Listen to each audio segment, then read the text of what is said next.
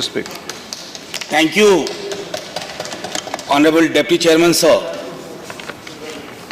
मंत्री जी और हम सबको लेकर के तकरीबन 40 लोग सदन में हैं और श्रम और पूंजी का यही फर्क है। पूंजी की चर्चा होती तो सदन खचाखच बड़ा होता, श्रम की बात हो रही है तो 40 लोग हैं। सर सिर्फ आपको नहीं, हम सब, ये जिंदा दस्तावेज है पूरा का पूरा। सर फैज की एक लाइन से शुरू करता हूं। हम मेहनत कश जग वालों से जब अपना हिस्सा मांगेंगे, एक खेत नहीं, एक देश नहीं, हम पूरी दुनिया मांगेंगे। सर अब नहीं, अब ये सर इसमें सिर्फ ताली बजाना रह गया, अब इसकी ज्यादा इसका भाव नहीं है। अभी बीते दिनों सत्यनारायण जटिया जी से बात हुई थी, डोला सेन है। हम तमाम दलों के अंदर ट्रेड यूनियन आंदोलन के खात्मे कि अगर दास्तान देखनी हो तो देखिए कि हम उचित मजदूरी से चलते चलते न्यूनतम मजदूरी पे आ गए। ये मेरा पहला सबमिशन है माननीय मंत्री जी, बुरा आपको भी लग रहा होगा, बंदिशें हैं आपके पास, मैं जानता हूं। माननीय मंत्री महोदय, हमारे देश में असंगठित मजदूरों की संख्या 40 करोड़ से ज्यादा है। इसलिए मैं कहना चाहता हूं कि देर से आया हुआ कदम, जिसका मैं थोड़ा स्वागत भी करता हूं, लेकिन मैं पुरजोर स्वागत करता। सर मैं एक छोटी बात कहना चाहता हूं, भाजपा के पास बहुत वक्त है और चूंकि मैं बिल को मजबूत कराने के लिए सलाह दे रहा हूं तो 2-4 मिनट उधर से दे दीजिएगा अगर इच्छा हो तो। सर एनीवे सर, इस कानून में विशेष ध्यान महिलाएं, अनुसूचित जाति जनजाति और अन्य पिछड़े वर्गों के लिए, मैं एक एक सेक्शन के आधार पर बताऊंगा माननीय मंत्री महोदय।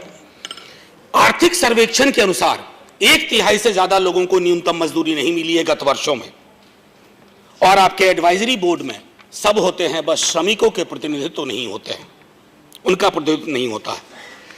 न्यूनतम वेतन का उल्लंघन करने वालों को आप हर्जाने की बात करते हैं, सर सजा से क्यों मुकर जाते हैं?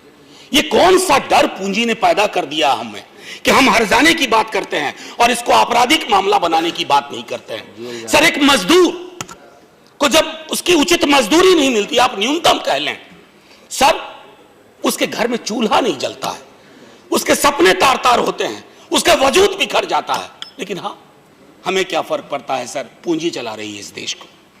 सर कहा जाता है कि 10 या 10 से ज्यादा लोगों को काम पर है तब मजदूरी कानून उस पर लागू होगा।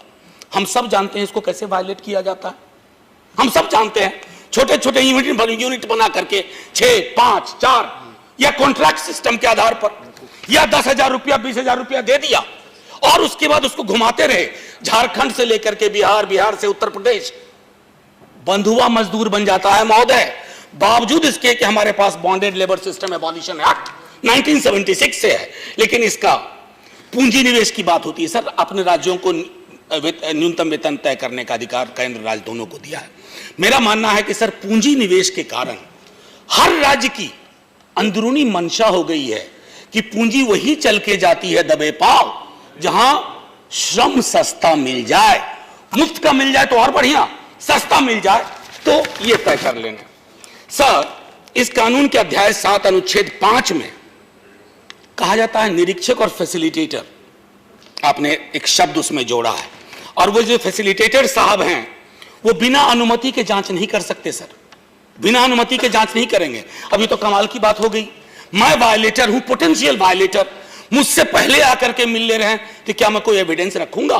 क्या कोई मैं साक्ष्य और सबूत रखूंगा? माननीय मंत्री महोदय, मैं जान रहा हूं आपकी मजबूरियां हैं, ऐसे ही कोई थोड़ी बेवफा होता है। Sir labour courts have been taken away, sir. The definition of gender, sir, also needs clarification because it has to spell out male, female and transgender. So national, आजकल तो इस देश में चर्चा होती है, सर 1 मिनट आज दे दीजिए। हाँ, एक देश एक कानून, एक देश एक चुनाव, तो सर एक देश एक उचित मूल्य क्यों नहीं? बिल्कुल बिल्कुल, क्या रोकता है हमें?